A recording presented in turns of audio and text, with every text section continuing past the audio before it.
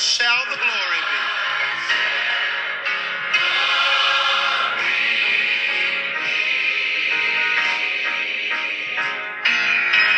Lest I forget thy thorn crowned brow.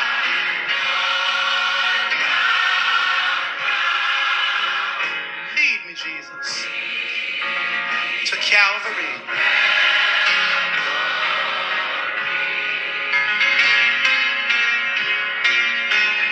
Lest I forget how you prayed on Gethsemane in the garden. And lest I forget how you suffered your agony on Calvary.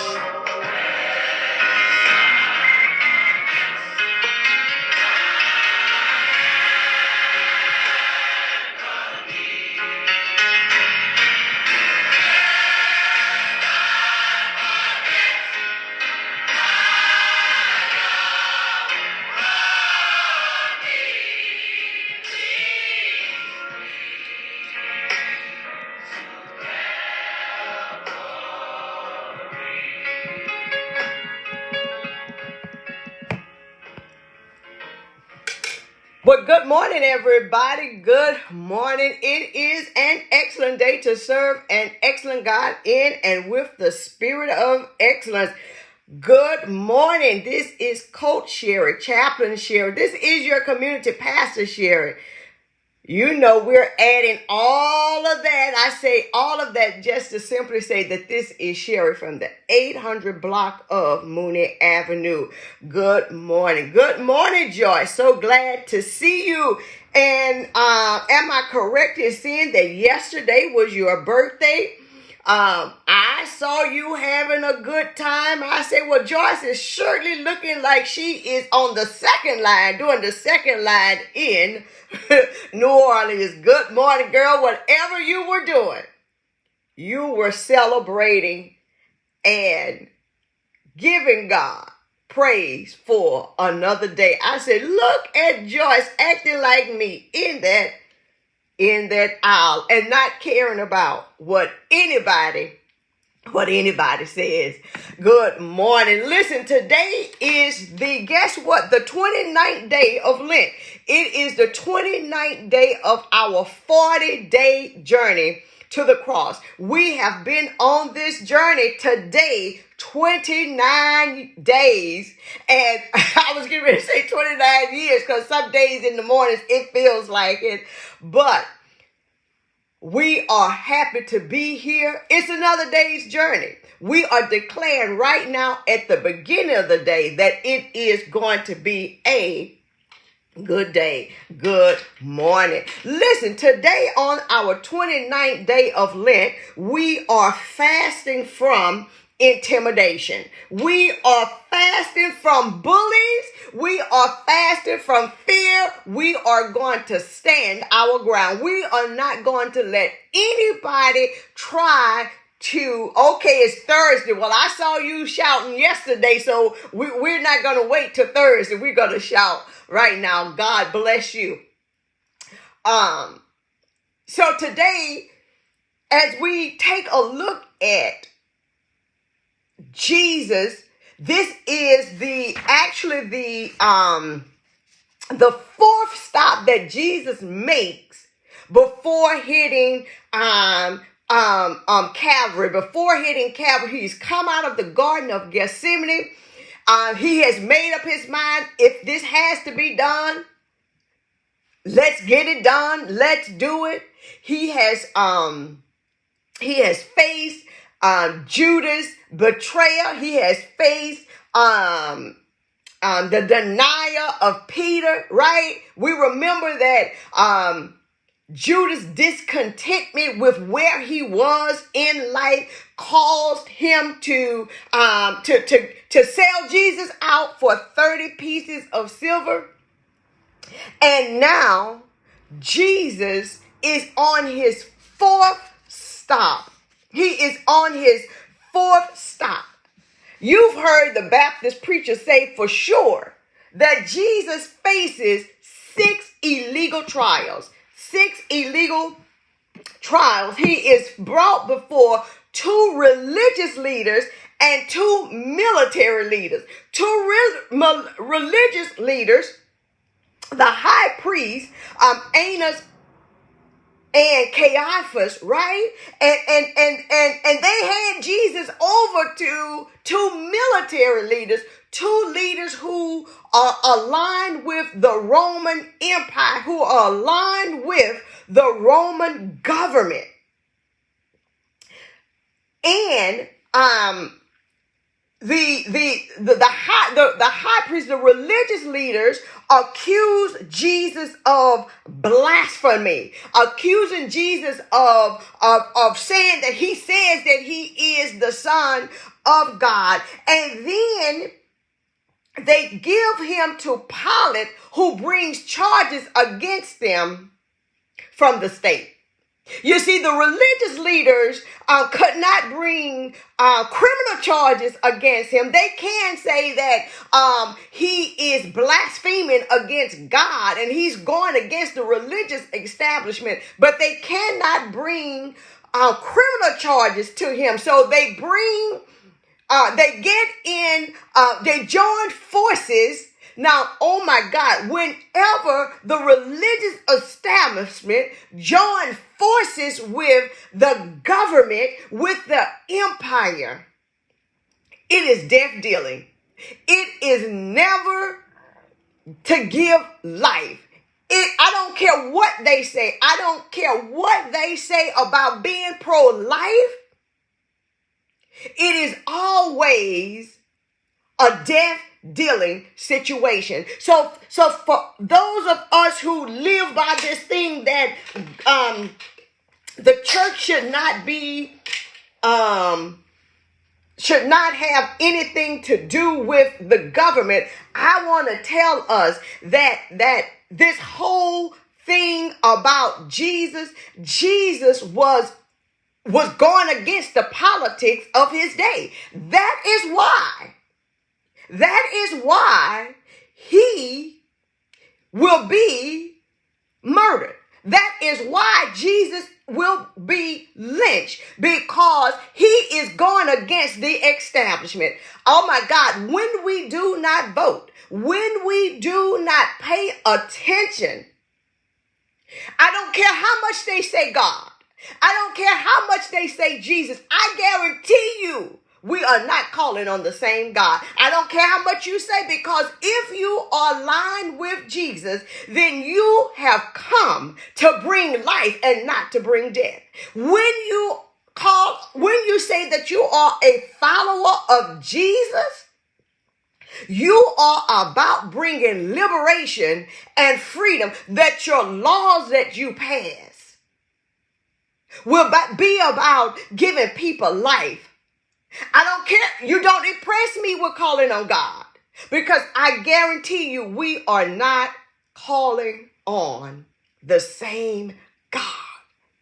It is the religious leaders who join forces with the empire, with the government, to get Jesus to the cross.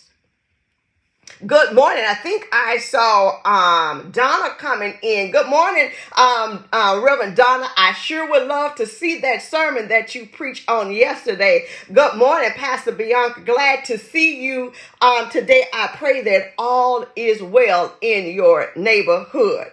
Today is the 29th day of Lent, and we are fasting from intimidation. And Jesus shows us that no matter how Pilate tries to bring him down, that Jesus has no fear. That Jesus has no fear. So during this time, and we've heard it said that Jesus had 6 illegal trials, right? He had 6 illegal trials. There was 2 in front of the religious leaders, and there was 4 in front of the military leaders or Rome, right? And so listen to the charges that they bring up for Jesus. There are about 8 charges that they have against him, claiming to be able to destroy the temple of God and rebuild it in 3 days. Charge number 2, speaking blasphemy because he believed himself to be the Messiah, the Son of God. Charge number 3, subverting the nation. Charge number 4, opposing paying taxes to Caesar. Number 5, claiming to be the Messiah, a king. Number 6, stirring up the people all over Judea by his teaching. Charge number 7, claiming to be the Son of God. And number 8, as a self-acclaimed king, opposing Caesar. 8 charges brought up against Jesus. So during these trials, Jesus' words were manipulated. Now, I don't know if you, come on, Eola, I don't know if you know it or not, but people will take one piece of your words and manipulate them and make them say a whole lot of stuff that you did not say or you did not mean. They manipulated Jesus' words by him saying, or claiming to be the Messiah, a king. Well, for him to claim to be the Messiah, the king, which says that he is in the place of Pilate. And Pilate and those who are in charge of Rome, they proclaim themselves to be a son of God.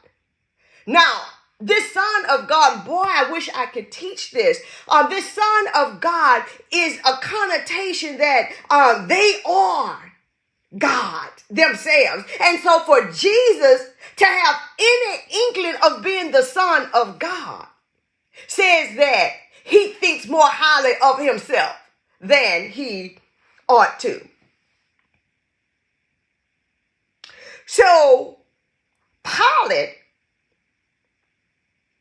tries to intimidate Jesus. And if you're just joining us now, I'm going to attempt to apply some makeup, but you know that this has nothing to do with it. I'm just doing what I'm doing while I'm doing what I'm doing. And so what I'm doing is talking about the 29th day of Lent, and we are fasting from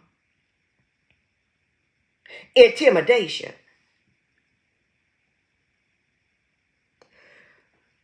Pilate is unnerved. And when you unnerve a person, right, what they do is engage in intimidation, try to intimidate you and get you off of your task. See, Pilate is really the fearful one. So what he does is, and what people do when they get you before they think that you are going to get them. And so something about Jesus really unnerved Pilate. He simply was not himself in Jesus' presence.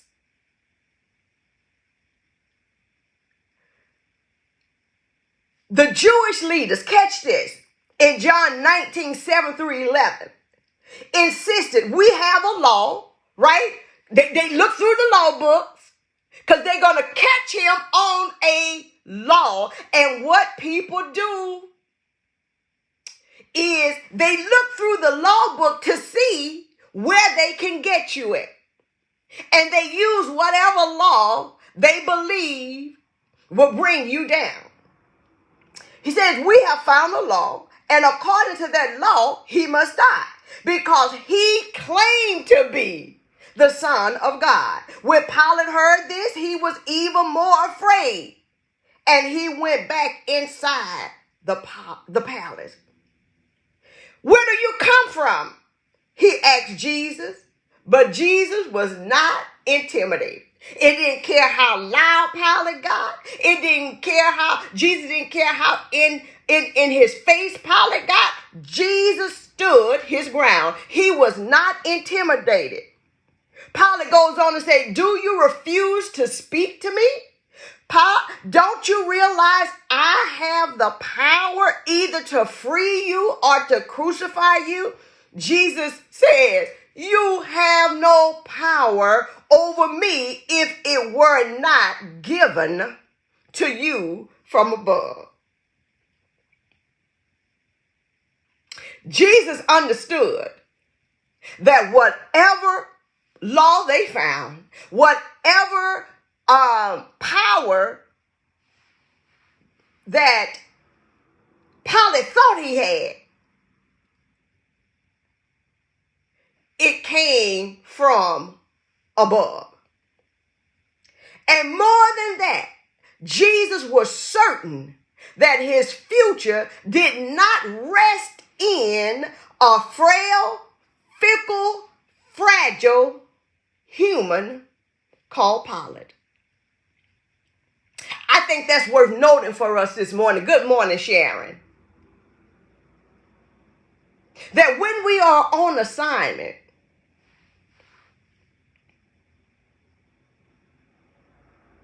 no matter what people say, listen, y'all know I'm talking to my own self this morning.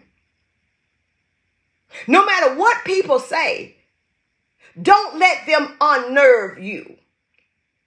Don't let them intimidate you. Realize who they are. Realize that they are frail, fickle, and they are fragile. Jesus had no fear for Pilate to exploit. When people sense fear in you and they see where your weak area is, that's what they go for. Now, if y'all talked to me or been around me anytime, you know I am definitely afraid of dogs. And when I see a dog, I don't care how small, I don't care if it's a poodle, all the way to a pit bull, I'm afraid of dogs. And people say, Sherry, they sense your fear. They sense your fear. They can see it in your body language. They say they can smell it. I don't know how you smell fear, but they see everything over you, in you and around you says fear. And so what they do is they growl. What they do is they bark. What they do is they try to get in your face. Why? Because they sense that they can take you down. Good morning, Reverend Randy from New York. Glad to see you this morning. And my answer is, well, yeah, they sense it because I am afraid. They tell me to relax your body, to bring it down a notch, because if you bring it down a notch, if you relax yourself and you show confidence that you stand your ground, they will leave. What I'm telling us this morning, that's how Jesus stood in the face of Pilate. My body is relaxed. My mind is calm. I have shalom. Everything concerning me is in harmony because I have the peace of God. In the face of this adversity, in the face of the one who seeks to unnerve me, but my very presence is unnerving him. Is this making sense this morning? I can't hear nobody. Jesus did not fear death. He possessed an authority that could neither be bought nor beaten. He had an interior authority. Everything about him said authority, that I will not fear. I'm not intimidated by your position. I'm not intimidated by your perceived authority, by your perceived power. Because any power that you think you have, it comes from above.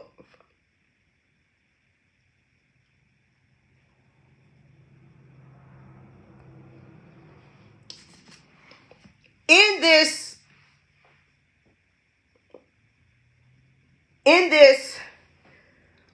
interaction between Jesus and Pilate, you have visible political power colliding with invisible spiritual authority. Let me say that again.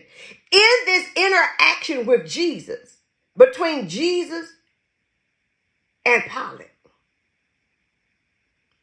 there is a collision. There is a coming against each other, visible political power colliding with invisible spiritual authority.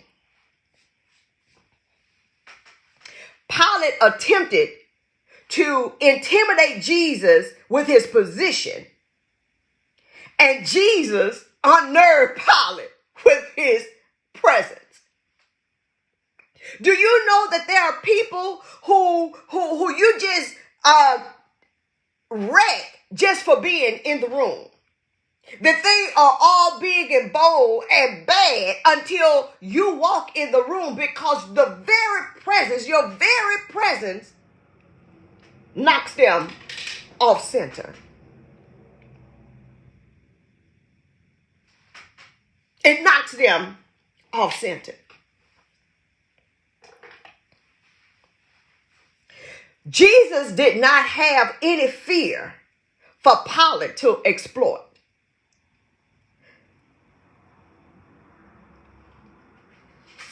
And so today, as we are fasting from intimidation, we must ask ourselves, what do we fear? Is it misunderstood, misrepresented, being unwanted or unneeded? Is it fear of not being enough, not being worthy? Is it illness? Is it injury? As we are fasting from intimidation, let's make a conscious decision to not let that fear bully us.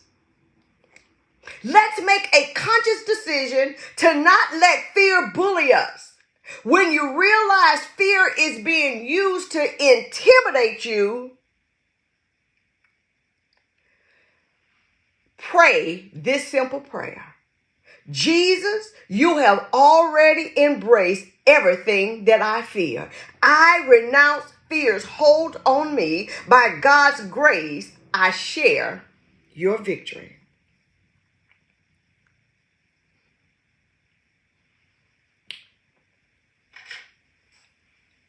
My final question to you: will fear vaporize as you say amen?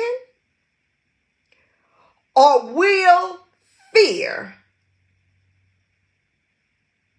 cause you to diminish,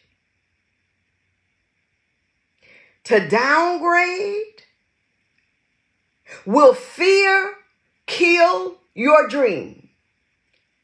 Or will you stand in the face of fear and those that seek to intimidate you and declare, you will not unnerve me. You will not intimidate me. But I declare that my presence is going to unnerve you. Y'all be blessed and may all be well with your day.